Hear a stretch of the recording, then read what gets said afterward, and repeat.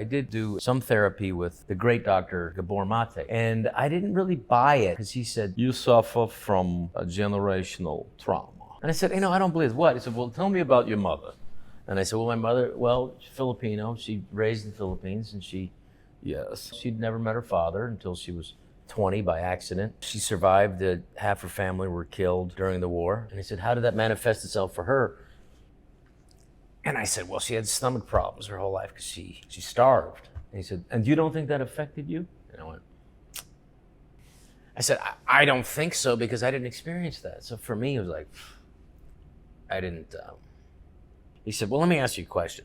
This is when I got emotional. He said, now, what do you do? And I said, well, I'm a comedian. I travel mostly. I fly. You fly? I said, yeah. Anything you bring with you when you fly? And I went, food. And you don't think your mother starving during the war had anything to do with that? And I'm like, wow. Oh my. I never put that together.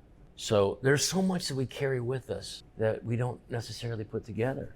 What it did for me was I had to intellectually make that decision to not pass this on to my kids. Because we plant stuff in there.